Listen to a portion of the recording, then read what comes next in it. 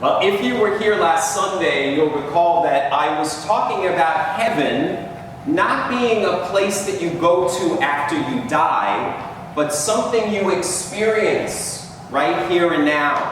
I said that Jesus never said that the kingdom of heaven was a place you go to after you die. He said the kingdom of heaven is at hand. It is here and now, and he said it is within us. And our whole purpose for being is to manifest that heaven on earth. As we say in the Lord's Prayer, thy kingdom come on earth as it is in heaven, which is within us. Now this can be a very confusing concept for many of us to wrap our minds around, because we've been taught since we were little kids, not only in church but just in our culture, that heaven is a place in the clouds that you go to after you die. But I heard a story this week that may help clarify things for all of us. The story is about a wise man who is sitting in front of the gates of an ancient city. And a traveler approaches him and says, "Sir, please tell me, what are the people like in your city?" And the wise man, like most good teachers, answers the traveler's question with a question. He says, "Well, what were the people like in your last city?" And the traveler says, "Oh, they were horrible. They were rude, they were mean, they were so self-centered." And the wise man says, "Well, you'll find the people in our city are exactly the same." And the traveler moves on. A little while later, another traveler comes and says to the wise man, "Sir, tell me, what are the people in your city like?" And the wise man asks him the same question, "What were the people in your last city like?" And the traveler says, "Oh, they were so kind. They were the most loving, peaceful, joyous group of people." And the wise man says, "Well, that's what you'll find of the people in our city." The point of the story is that the kingdom of heaven is within us.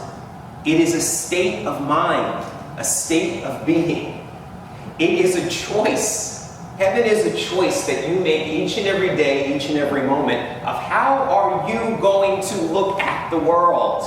Are you going to see the oneness? Are you going to see the love and compassion? Or are you going to see the division and the discord and the fear? You have the choice. It is within you. And you are to make that manifest on earth. That was Jesus' whole point. So the title of this talk today is Vision or Division.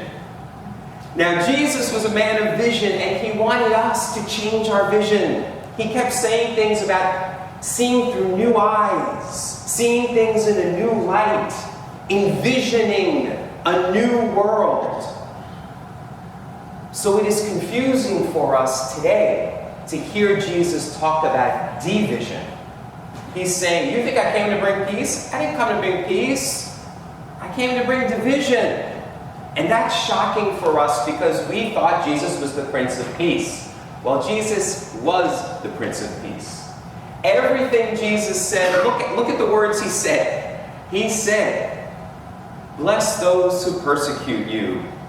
Love your enemies. Turn the other cheek. Forgive 70 times, 7 times." All of his teachings were about peace. So what did he mean that he didn't come to bring peace? He came to bring division. Well, Jesus was a truth teller. And he knew that when you tell the truth, there will be division. Jesus knew the consequences of that. He knew that by speaking the truth, he was going to get in trouble. Jesus was not crucified because he was all about peace and love and made everybody happy. He was killed because he was speaking the truth, and people didn't want to hear it. When you speak the truth, there will be division. Many of you in this room know that. You've experienced it in your own lives. When you've spoken your truth about your religious beliefs, about your political affiliations, about your sexual orientation or gender identity, there has been division in your own families. Now, you could do the opposite. You can say, you know what, I'm not going to talk about my truth because I don't want to rock the boat. I want to keep everybody at peace. Well, how does that change the world? Every single social movement that we have had has caused division. The fight for civil rights caused a lot of division in this country. Women's rights caused a lot of division in this country. Marriage equality caused a lot of division in this country.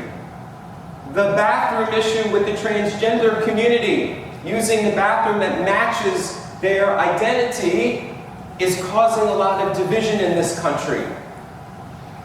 But because of that, we have seen in our lifetimes that things are changing.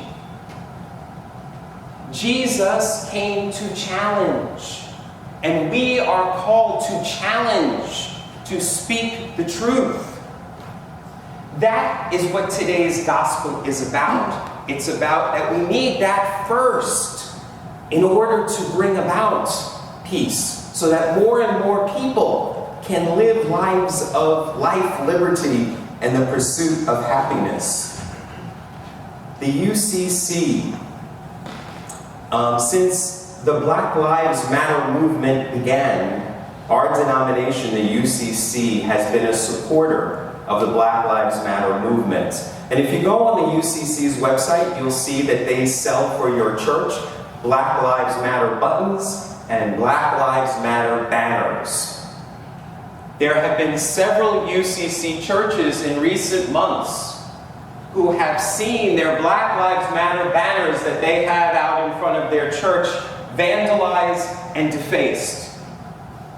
One UCC church in Maryland, someone spray painted over the Black Lives Matter sign and they wrote, "All lives matter." Now, I know that there are some people in this room who have expressed that very same sentiment. I've heard you say it, I've seen you write it on Facebook. And you are not wrong. All lives do matter. However, I would like for you to consider how when someone says Black Lives Matter, and you immediately follow up with, well, all lives matter, can you see how your words can be dismissive and insensitive? I'll give you an example. If a woman with breast cancer came up to you and said, "I am walking in the breast cancer awareness march, and would you please sponsor me?" And you said, "Well, why is it just for breast cancer? All cancers matter." Or if a gay couple came up to you and said, "We're marching with our kids in the Rainbow Families Parade. You want to come watch?" And they say, "Well, why do you need parades just for gay people? It should be parades for everybody. All people matter." It is true, all cancers do matter. All families, all people do matter. But can you see that you're missing the point? There are all lives matter people who have no problem with Blue Lives Matter for police officers. So if you're not bothered by all lives matter, and you're not bothered by Blue Lives Matter, but Black Lives Matter bothers you, then the word you have a problem with is black. Now, the UCC also created some controversy a while back by a post on their Facebook page. It said, "White privilege. If you can't see it, you got it." Now, you may say, that sounds very divisive to me. White privilege, Black Lives Matter. But Jesus is saying, I'm here to be divisive. Did you notice what Jesus did in his life? He hung around with the outcasts and the oppressed. He was trying to say, lepers' lives matter. Women's lives matter. The lives of the poor matter. He purposely hung around with these people.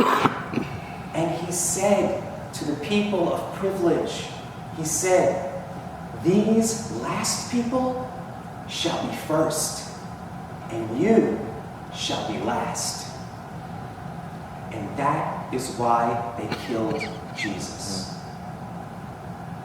So, if you truly are a follower of Jesus, a follower of his way, you must speak the truth, even if your voice is shaking.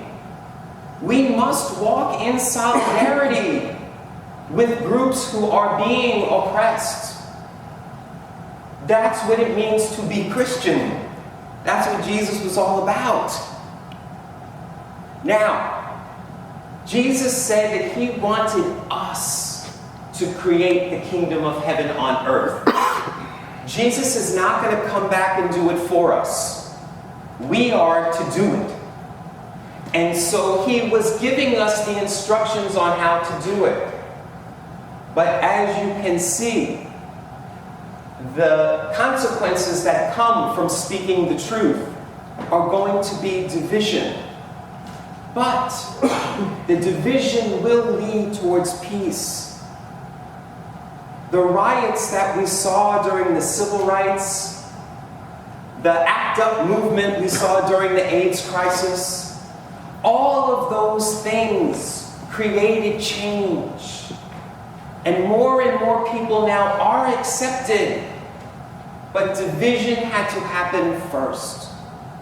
John F. Kennedy said this about peace.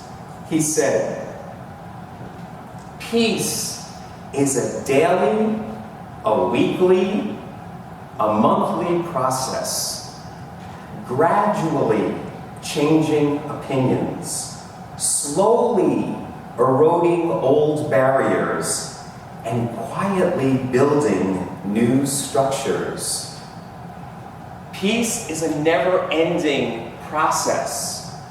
It's slow, it's gradual, but eventually we will get there. And that's what I want you to know. What Jesus was saying about us creating a new heaven on earth, it is going to happen.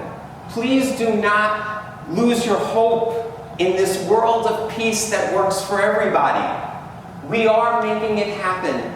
Maybe we will not see it in this lifetime, but we are the ones who will make it happen for future generations. So don't give up hope in that. Someday, peace will reign on earth. And we will see all people living the lives of fullness that Jesus promised. Namaste. Namaste.